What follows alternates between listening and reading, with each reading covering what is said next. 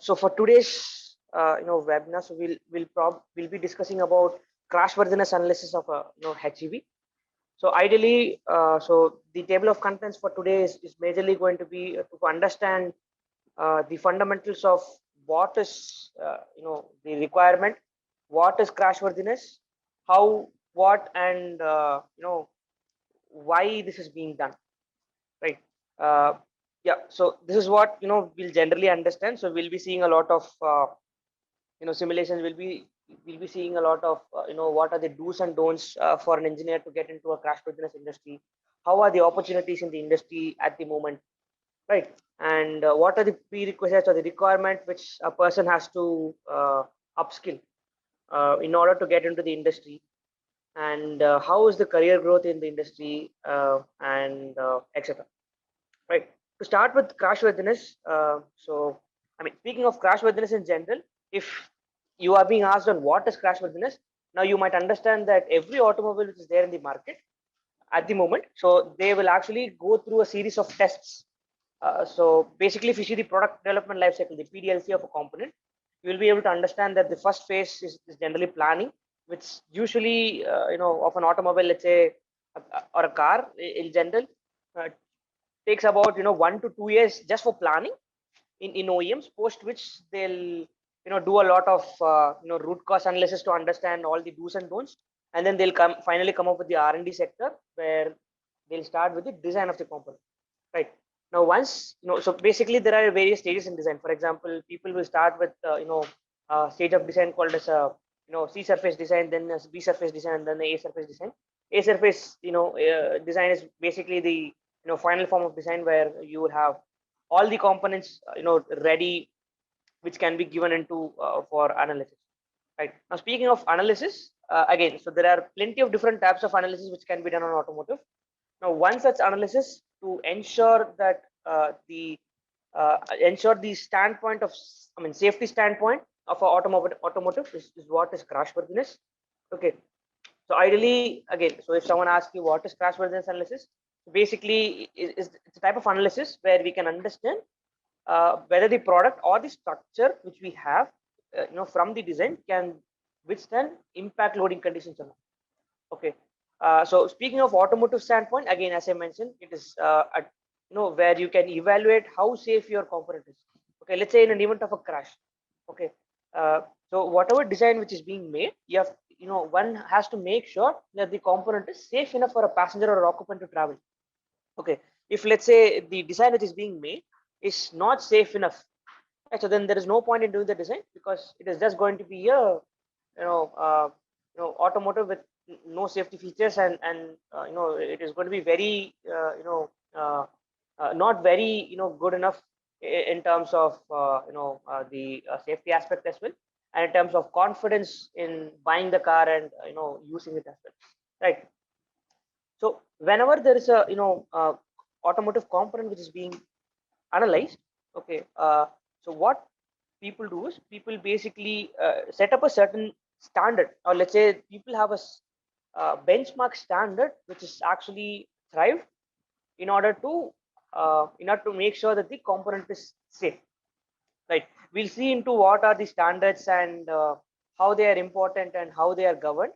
But in general, let's say you are a CA engineer. Now talk about what is CAE in general. CA is basically computer aided engineering, where you take the help of high performance systems to perform simulations to understand and predict to predict the you know predict the failure of components, predict how the component is behaving under certain loading conditions, and to also work on a lot of other things, such as the factor of safety. So if you would have been a mechanical engineer who is interested in materials, you might have understood that there is something called as a stress which is developed in the component. Okay, we'll see how much stress is being developed, how much strain is being developed, what is the deformation, what is the amount of intrusion in the component. So doing all these things with the help of tools or softwares is what is majorly CAE. Now FEA is one of the most widely used tool in the CAE domain, where FEA stands for finite element analysis, where we take the help of different softwares to try and work on problems. Okay. So one such type of analysis is what is crashworthiness. There are different other types of analysis which are done on a car. For example, let's say I have a a hood. You understand what is a hood, right? If I take an automobile component, the front part of my automotive component, the bonnet, the front bonnet is generally what is commonly known, right? So, which is also called as the hood. Let's take an example of how it is actually designed. So let's say when I am a design engineer and I'm trying to basically design this particular hood. Now what I'll majorly do is I'll take two standpoints in mind. First is basically to make sure that whatever component which I'm designing, it is actually manufacturable, which we call as DFM, design for manufacturing, right? So if there is a component which you are designing and you are not able to manufacture the component, then there is no point in doing the design. It is going to be a conceptual design where it is just going to be used for view purposes, right? So it is very important that the manufacturing aspect of the design is considered. And the next point is crashworthiness. Okay, now why the crashworthiness comes in the early phase of design itself is because the better you consider the crashworthiness aspect of your design, the higher will be the safety aspect of the component or the automotive, right? So to start with, what people do is people majorly consider some benchmark standards which are used on place on place. For example, in India, there's a safety standard which is being used. In the European market, this is a safety standard which is being used. Okay, in the US market, there's a safety standard which is being used, right? So considering this safety standard in mind, so people will design the component. Now after designing the component, let's say the hood, okay, you'll have to do certain analysis to make sure you evaluate the design, meaning you make sure that this design is safe. So when we come to crashworthiness, what people do is there's a test called as a head impact test, which is actually done on the automotive hood to make sure that the hood is safe in an event of a crash. Okay, similarly, for making sure that the component is structurally stable, people will do tests such as oil canning tests, right? And they'll do a torsional torsional test and a bending test to understand the stiffness of the component. Right, so these are kind of tests which are generally done on automotive, where we use the help of CAE softwares to do the needful.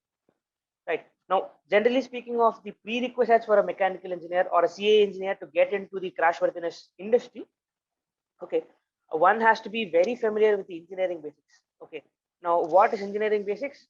So ideally, the physics is what I mean. So the fundamentals of what is the understanding of the component, how it behaves. Okay, understanding the free body diagrams, right? So all these things, how are the conditions provided? So all these things are what are the engineering fundamentals. Okay, now there are certain categories such as understanding of engineering or applied mechanics, where you'll have to have some knowledge on degree of freedom, rigid body motion, the understanding of friction, right? And then most important part is the strength of materials, trying to understand what are the different types of stresses, what are the material properties, the stress strain curves which are there for the material properties, understanding beams, working on the shear force diagrams, the bending moment diagrams of the beams, right? So these are generally a prerequisite for a CA engineer in order to get into an industry. Now apart from this, you'll also need a very fundamental introduction of finite element analysis to understand what is finite element analysis, the different entities which are there in the finite element analysis, understanding the stiffness part, and etc. Right. So apart from Hari, yes. sorry to interrupt. Just I got queries saying that your voice is not audible, but it is very clear to me. So I just want to ask everyone that, hey, how many of you are facing the audio issues? Are you basically facing audio issues, or it's completely fine? If you can just type in the chat box so that we can understand.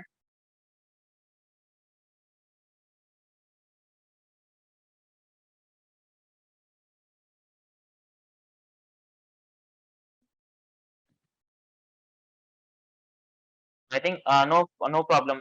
It's clearly okay, guys. Thanks a lot. So the people, one or two guys who were facing issues with the audio, please check from your side. Might be you have to do some settings with your mic and basically sync it with your system. So that might be the reason you are not able to hear us out.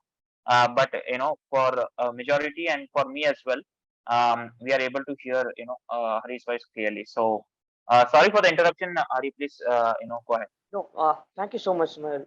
Not an issue. I'll take care. Thanks. Great. Yeah. Great, guys. So again, hope you can hear me.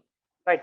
So as I was mentioning. So again, this is going to be the general prerequisite for a CA engineer to get into the industry. Now, apart from this, there is also a very major requirement to know the CAE tool. Okay, there are certain tools such as the radios. Radios is one of the tools which are used for performing CAE simulations. Right. You have LS Dyna. Right. And you have a lot of tools which are there, which is going to serve as a key point or a keynote to get you a job or your dream career in the automotive industry. Right. Now the engineering fundamentals is what is primarily very important. Not only this, also understanding the application point of view on how to apply these concepts when it comes to the certain applications, along with which how to do this or how to apply or work with this concepts in the software or in the tool which you will be learning is generally what is also required. Right. Yeah. So to quickly, get into the domains which are there in the crashworthiness. So as I mentioned, crashworthiness is analysis is basically trying to understand how safe the component is. Now, the crashworthiness is something which is not only performed or analyzed for automotive components, as you can see in the leftmost image here. So this is a example of a crashworthiness analysis which is done in the automotive sector. Not only that, in the automotive sector that crashworthiness is, but also in the domains such as the aerospace sector, in the medical sector, and the electronic sector, where crashworthiness plays a very vital role in analyzing how good the component is or how safe the component is. For example, in the aerospace industry, as you can see in the top left right image, so this is a aircraft engine which is actually being modeled in one of the softwares, where the bird strike impact on an aircraft engine is what is a great example of what analysis type of analysis which is which can be done in the crashworthiness domain. Similarly, speaking of the medical domain, trying to understand the ultimate strength of the bones, okay, the density of the bones, trying to do tension tests and other different tests to understand how the bone is, and trying to understand a lot more things intricately to work on the health department or the medical department is also one of the applications of the crashworthiness. And also apart from the automotive and aerospace sector, other very widely used industries, what is the electronic sector. Every phone which you guys are using, which every manufacturer is actually developing, they will actually make sure that the phone or the electronic component, not only the phone, the electronic components are subjected to crashworthiness test. For example, in an event of a a drop, in an event of you or a person dropping the phone to the ground, so the manufacturer will try and understand or do a drop test on the phone to understand what is the effect of the drop at various different angles and what is the life of the component under this certain condition. They'll also do a 3-point bending test generally on a component to understand the life of the component. Okay, a very great example of 3-point bending is when you are holding the phone. Okay, nowadays in all the homes there are smartphones. Right now, if you take a smartphone, on an average, you use it for plenty of hours. Now, let's say you are using the phone when you're keeping it in pocket, or when you are basically talking over a call, or let's say when you are watching contents in the internet, or basically when you're playing games, or any such thing when there is a usage. Okay, there's always a force which is being applied by the human on the phone. Okay, now to make sure that in at this stage where you are applying forces on the phone, and basically the forces which are applying, basically it is able to, you are able to, the phone is able to withstand the amount of load without failure. So people will do a bending test, a 3-point bending test, also in the electronic department to understand the life of the component under a certain cycle, right? So these are the major domains or the applications of the crashworthiness analysis, which are there across the industry. And yeah, the significance of CAE again. The significance of speaking of the significance of CAE, so you might understand. Okay, so why should I do all these analysis? Why is it very important to do all these analysis? So the first and foremost point is that yes, so when you are doing analysis, or when someone is asking, or when you are thinking of the significance of CAE, the first and foremost point which comes into mind is that the physical response of any system might at any location might be predict you can predict it at using the softwares, whereas in generally speaking of the analytical approach, it is something which is not possible. And most important point, when you are dealing with softwares, it is always possible to actually predict the destructive nature, or how the failure is happening in the component. At the same time, you can also see the stresses, the temperatures, and whatever entity you are requesting for in the software, you can visually see it and analyze. So that's also one of the major advantage of using a CAE tool. And then again, so comparing to the other different types of analysis, the CAE is actually relatively very low in investment, and of course the calculation time is also very high. Okay. Now, speaking of the OEMs, okay, the original equipment manufacturers. So majorly, there are different types of sectors in the industries. For example, the OEMs, or the tier one companies, right? So then you have the tier two companies, and etc. Right now, the OEMs are the components, the the people who manufacture or who make the original components. Okay, for example, Tata is actually an OEM, right? Hyundai is again an OEM, right? So automotive manufacturers such as Tesla and other companies, right? So they are all OEMs. What they do, they develop new entities. Okay, every product which is actually manufactured, or which is designed and manufactured, again, as I mentioned, they have to be tested based on a certain regulations to ensure that the product is safe. Okay, to make sure that the product is safe, again, people do analysis, and this is one of the most important part. For example, as you can see, an example, in the image here, you can see the model of a 2019 Tesla 3 model, which is actually post the crash, where there's the frontal crash which is actually being done. And you can see that the Tesla 3 model was one of the first automotive components to attain a 5-star rating, right?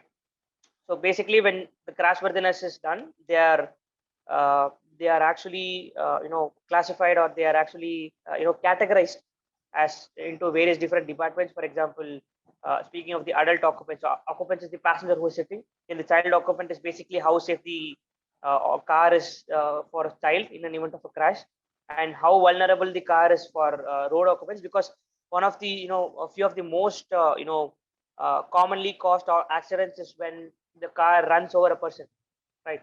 Now, when it runs over the person, or basically the pedestrian, it is important to govern how safe the pedestrian is after the crash, right? So basically that is also being rated. And then safety assist in the sense, every car, if you see, they'll have some safety features. For example, a lot of cutting edge technologies like the ABS, right, anti-lock braking systems, right? Then you will have a lot of sensors.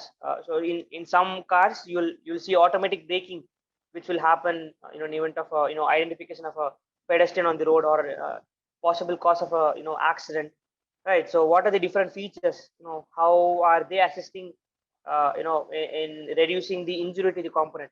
Okay, airbags, right? All these are safety components, or assisting components which ensure safety of the component, right? So why do they do this? Why is this basically a regulation? It is just to make sure that to save lives, to prevent injuries, and to make sure to reduce the vehicle related crashes, which will eventually lead the vehicles to be safe. So this is entirely why the crash worthiness is done. Now, who sets these cars up? Basically, there are government agencies like Bharat NCAP, Euro NCAP, and FMVSS. And there is, these are, agencies who set up the benchmark standards in order to make sure that, there is a rating which is being given. Okay, so what are these government agencies? What does NCAP stand for? New Car Assessment Program. So this is what is NCAP. Okay. Now, with respect to every country, right? So Bharat NCAP is a standard which is used in the which is used in India, right? Then you have global NCAP, which is used in the global market. And Euro NCAP is a standard which is used in the European countries, and FMVSS.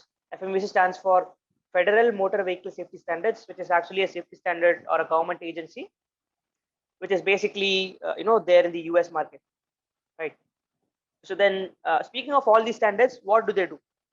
So they basically set up benchmark standards to make sure that whatever car or whatever automobile component is being analyzed, they are within the benchmark standards. For example, let's say I have a car and I'm doing a crash analysis. Now I'll have to make sure that there are certain things which are there in the NCAP standards, okay, or the FMVSS standards. For example, we call it as an intrusion. Intrusion is one of the most important parameter which is being checked. Okay, what is intrusion? Intrusion is the amount of shrink my passenger compartment is undergoing in an event of a crash. Okay, now if you imagine or if you understand properly, in an event of a crash, what happens is your front portion of your car will actually crumble, and then if the front portion of the car doesn't crumble properly, or let's say in an event of a very high velocity crash, what will happen is you will have a passenger section, right, where the people will be sitting. So there will be a fixed amount of volume inside which the occupants will be sitting, right?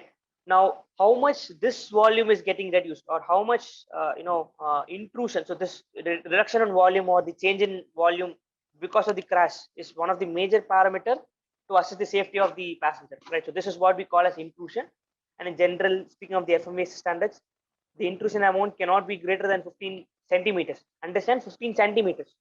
Okay, for general IC engine vehicles, petrol or diesel engine vehicles, the intrusion is set generally to the 15 centimeters or 150 mm, and anything greater than that is provided as fatal, right? So which is, I mean, fatal in the sense is very serious, right? So again, so this standard is different for different kinds of occupants. Now, when you're doing a crashworthiness analysis, right, it is not that only one type of person is going to use the car or the automotive. Okay, for example, female occupants might use the cars, male occupants might use the automotive components, right? Then old people, obese people might use the component. Then children might use the component, right? So with respect to every single person, okay, so let's say I have a female and a male. Okay, with respect to the body mass index of the female, with respect to the different body mass index of the males, body mass index in the sense trying to understand how their weight is. Okay, so how they're so basically there's an index to understand the how lean or obese the component, the occupant is. So which is categorized based on the body mass index, right? Based on different body mass index, based on different heights of the passengers, so there are standards inside the FMVSS and Euro NCAP and Bharat NCAP standards, which are used to assess how safe the car is for every different type of occupant, right? So this is where this thing comes into play, right? You might have seen where I told you about the adult occupants, the child occupants, right? The pedestrians, etc. Similarly, talking about the adult occupants, there are different categories of adult occupants which are being used. Okay, and then speaking of how people frame this NCAP standards, so ideally based on the previous accident data which are collected, there is a agency called as a IIHS, which is Insurance Institute for Highway Safety, who manages all the accident which are being happening. Okay, they have a log of every accident which is being happened. So every time when there's an accident being happened, people will actually try and log it in as a first information report, FIR, right? And then they'll give all the details of how the crash happened, why it happened, and everything, right? All these data will generally be sent to this IIHS, the Insurance Institute for Highway Safety, who collect all these data, and basically they compare all these data to find what condition is the safest condition for the standard, and typically based on this based on country to country on how the crash is happening, based on the environmental conditions of the country. There are standards which are set up, okay, which are the Bharat NCAP, Euro NCAP, and FMVSS and etc. Okay, a very great example would be, let's say, a comparison between the FMVSS and the Bharat NCAP. Right now in India, most cars are driven right-handed, right? Whereas in the Western countries, it is driven left-handed, right? So I mean, you might see that there might not be a major difference, but then in the automotive sector, that is actually a very major change which is happening, right? So in the car, the position of your engine, the position of all your components in your car is going to be different in an event of a crash. When the occupant is on the right side, and it is going to be different on the left side, right? So yeah, so these are some things and categories which are considered, and according to which people usually govern the standards. And then speaking of the OEMs, right? So how do people solve this problem? Right. So solving what? Solving the crashworthiness. Right. Now there are two major methods on how people solve. One is the experimental method, and the other is the numerical simulation. Okay. Numerical simulation is where people take the help of softwares uh, to basically compute things. Okay. The experimental method is doing a real life crash on the component. Now in the right side, as you can see, is an image of our Tesla 3 model, which is actually having a frontal impact crash, right? So this agency, this NCAP standards and the FMVC standards, they basically set up your car or the automotive component, and then they do a certain amount of test to understand how safe the car is, right? So basically that can be done with the help of experiments and with the help of numerical simulations. Now when it comes to experiments, usually the setup is actually time consuming, and it is very expensive. Okay, very expensive is basically it doesn't cost in thousands, it costs in lakhs and crores to do tests. Okay, just for one type of car which is being developed, and which has to be released into the market, they'll have to do tests for each and every type. For example, let's say I have a car which I am designing and manufacturing. Okay, now what I have to do is if you see the FMVSS standard, or if you see the NCAP standards, there'll be a set of tests. For example, a frontal impact, a side impact test, a rollover test. Then there'll be a there'll be a test to understand how safe your seat belts are, right? Then there are a lot of other tests which one has to do, like torsional tests, torsional bending test, and a lot more tests, for which every component of the car is going to be manufactured like multiple number of times, and the test will be done on new cars multiple number of times, which is actually very time consuming, because every time when you do, you have to set up the dummies, you have to set up the what are dummies?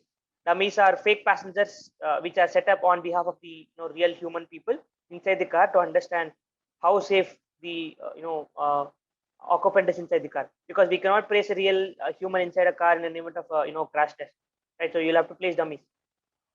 Now that is what is being done, and each dummy costs not in thousands, it costs in lakhs and millions, right? So this is what is majorly the experimental analysis, and then you have the numerical simulation, where you do all these things in softwares. You model them in softwares and basically try and understand all the entities which are doing in the real life in software. Now there is a question on why the problem has to be solved both in the experimental and in the numerical simulation. Although the experimental setup is quite costly, okay, people will do an experimental setup, but they'll do it as minimal as possible and what is only required. Okay, so this is basically to evaluate what you are getting in the numerical simulation. Okay, I'll give you a very great example of a case which happened. Okay, so in an industry, what happened? I'm not going to give the specifics of what industry it was or what type of car or automotive it was. Okay, just as an example, there was a car which was actually designed, and then it was manufactured. Okay, now when it was manufactured, the material which was used for, let's say, the bumper of the car. Okay, you understand me what is a bumper, right? The front section of the car, which is what is your the frontmost sector. I hope you understand what is a bumper.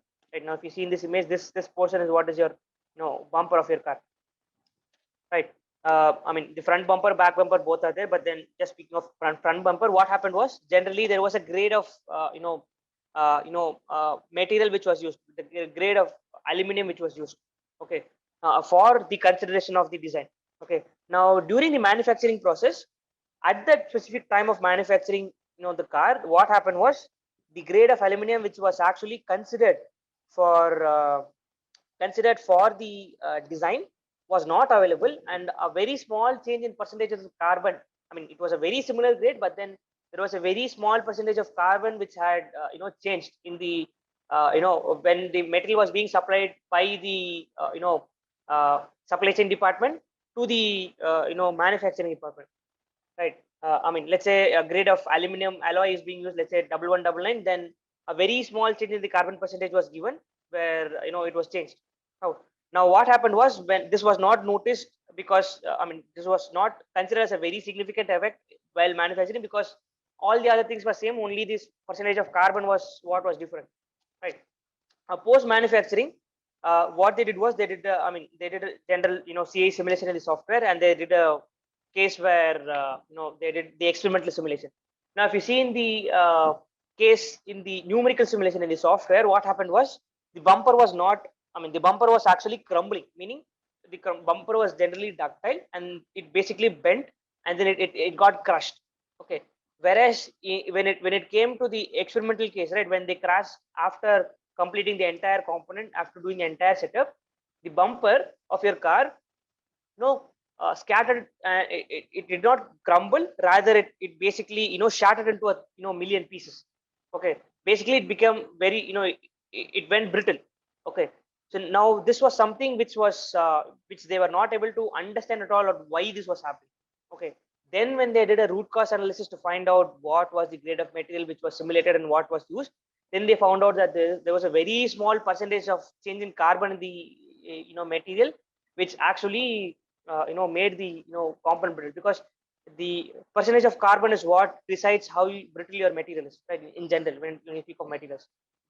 And if you even see the FE3C diagram, the iron carbon equilibrium diagram, you might understand that the percentage of carbon plays a very vital role. Now, when speaking of the percentage of carbon in cast iron and in steel, the change is very small. Okay, in steel you'll have percentage of carbon to be between 0 to 2%, whereas in the case of your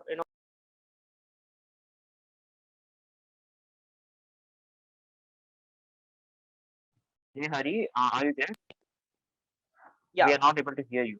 can you hear me now? I think, I'm sorry, I got a call in between, so I had to cut it. So I think Yeah, there was now some I sort of can hear.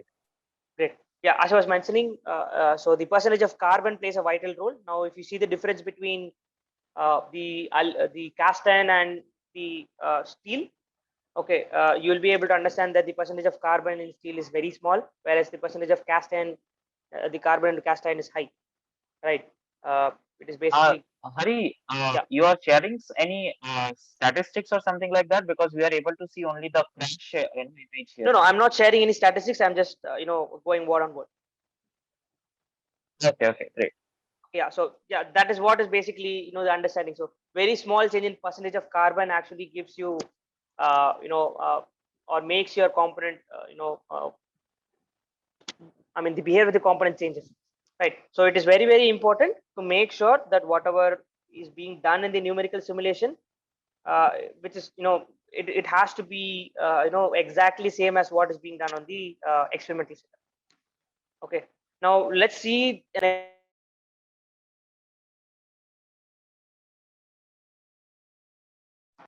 yeah, I'm sorry, can you hear me now? Hello? Yeah, Yeah, can you hear me now? yeah. Yeah, right. So as I was mentioning, right, so let's see an example of a crash, which is being crashworthiness test, which is being done on a just hold on for a second. Yeah, on a Tesla 3 Roadster. Okay, hope you can still see my video. Okay, I'm not sure if the audio is. So Hari, video is not playing. We are able to just see the screen, where you have just shared the YouTube screen. If you can Yeah, so I play, think then that, we will be able to see. yeah. So now you should be able to see the video. Right now, as you can see, there'll be a crash test which will be done on a Tesla 3 model. Now this is an example of a offset barrier impact. So as you can see, one half of the vehicle will only impact the automotive, and you are able to see that your components are getting broken into 1,000 million pieces. Right now, as you can see, you'll be able to. Are you able to hear the audio? I mean, the audio of the. Don't worry. Sorry. No, we are not able to hear the video. We are able to hear you, and we can see the Okay. Okay. Yeah, that's fine. video. That's fine. Just hold on for a second. Let me So see if if you I want can to play also. the Yeah. video Yes. Yes. Let me see if I can also share the audio as well. sound, so you can play. You have to click on in this share car, sound. So Tesla's much anticipated Model 3. Yeah. Yeah. So let's just quickly start over. Test will commence in 4 seconds. 3, 2, 1.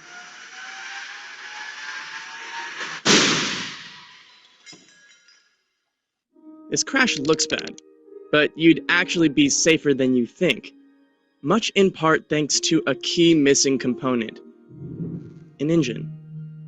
And it's one of the many features that makes Tesla's Model 3 sedan ultra safe in crashes. This test is called a frontal offset test. And this car?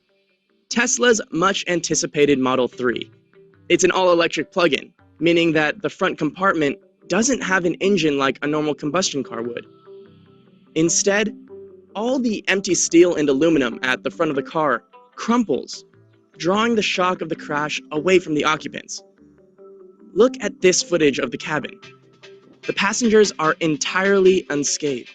In fact, in this test conducted by safety experts Euro NCAP, the dummies representing the driver and passenger were green across the body, meaning the two were well protected. A large crumple zone isn't the only special feature that makes the Model 3 safe.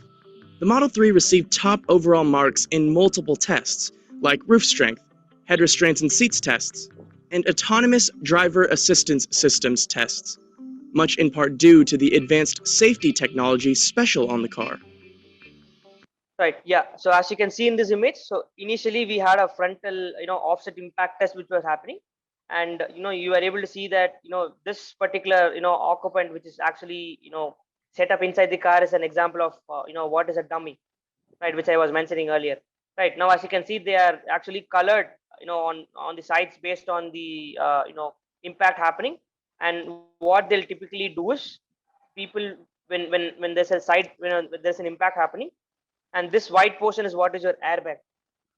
Right now, people will understand how much contact area is happening between the occupant's head and the airbag, to understand what is the contact area, to analyze how is the injury category in any event of a crash with respect to the occupant sitting inside the car, right?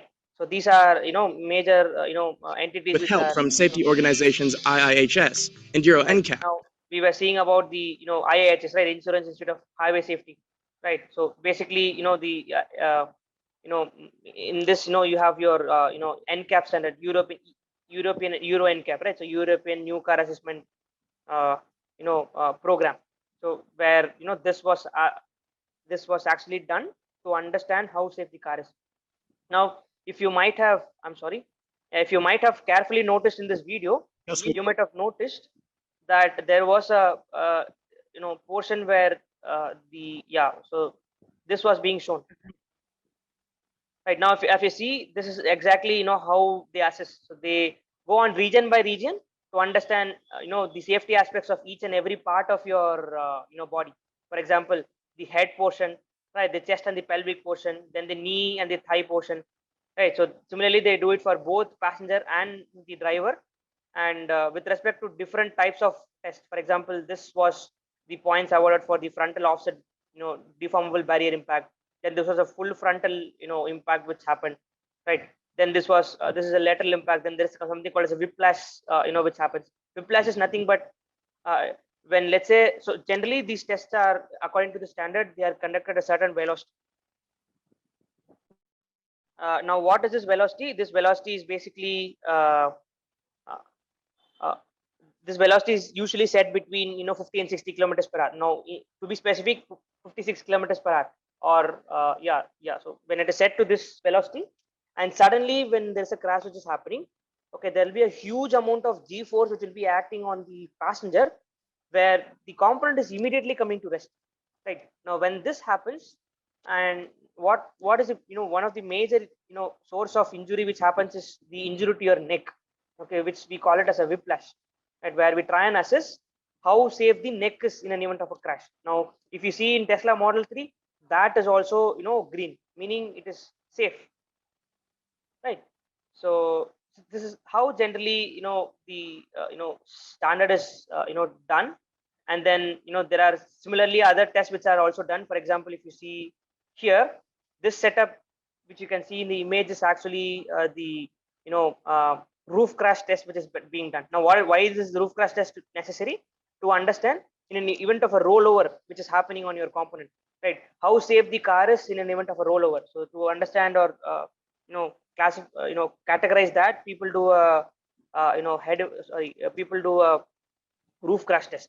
Now as you can see, you'll You be can able to see see just that how there good is the a structure of the car is. impactor which is actually Roof crushing strength your speaks to car, the ability of the car and to protect this occupants in crush will rollover happen at a crashes. certain During the test, the displacement. car's roof Okay, resisted more than at times 20,000 pounds of there are force. certain, for That's example, more than if at some 5 Model 3s were placed on countries, if top of they the do it car's for roof at once. 126 mm, The roof some earned a countries they higher do it strength for to weight 200 ratio mm, score right? than any So other this is fully majorly electric what is vehicle Hari, IAS Hari, has there. tested. Yeah. Hari. Actually, you were speaking something, but we were getting the Okay. audio Yeah. I'm from the sorry. I'm video sorry. as well. I'm sorry. I'm sorry. Let me mute the audio of the video.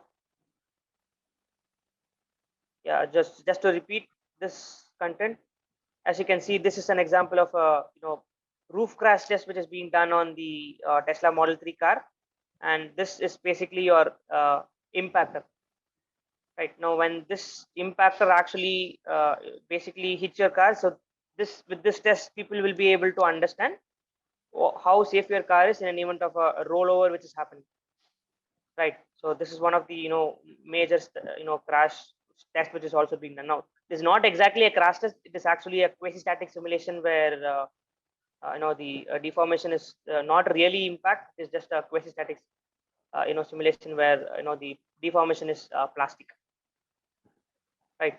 Then typically again you will be able to see a side barrier crash, not a side pole crash, a side barrier crash. Now in an event of a side barrier crash, as you can see, the Tesla the car is not at all rolling over, okay, because the center of gravity of the car is placed in such a location that it is not rolling over, no matter how the side, how impactful the side crashes, the component is coming back to the initial stage without any help, as you can see. Even at this stage, as you can see, without any help, it is coming back to the same position as how it was before the crash. Now this is again a full impact crash which is being done on the car. Yeah, so these are certain impact tests which are done in the software, right? So I mean the experiment part of view, which is also done in the software. Right now, here you will be able to see an example of a numerical simulation which is done in the in the software. Okay, in one of the CA softwares. Now this is a Toyota Yaris car, 2010 car, where the frontal offset impact is done. Okay, and then this is a front view of the test which is again being shown, and then this is a full car. Right now, after this, you'll be able to see only the BIW, the structure of the car, basically to be shown. Okay, now yeah, this is the cut section of your car, the simulation. And now these are some the cut sections, and these are something which is not really understandable or seeable when it comes to experimental tests. Some things has to be determined experimentally. For example, the predictive nature of the crash. As you can see, this is the BIW. The BIW will consist of only the shell of your car, like the floor panels, right? So your pillars, A pillars, B pillars, your hinge pillars, then your CCB component, right? So your dashboard. So these are the the bumpers, the shotguns, the rails. These are components which are included only in the test. Okay. Now then you will again be able to see the next car, which is a Dodge Neon car. It's a 1996 car, where as you can see, there's a crash which is being happening, the frontal offset crash again. and as you see, you have a dummy placed inside it. Now this dummy, we'll try and understand how, what is the injury criteria for the dummy, right? So in the crash test. Okay, again the same is what is shown with respect to the same car, but with respect to the BWF car. Right, so these are some tests which will also be learning in the content, which is which is going to make you, or which is going to help you get into a job in the industry, right? So yeah, so that's the point. Now speaking of the numerical simulation point of view, so you have three major categories: the pre-processing, the solving, and the post-processing part.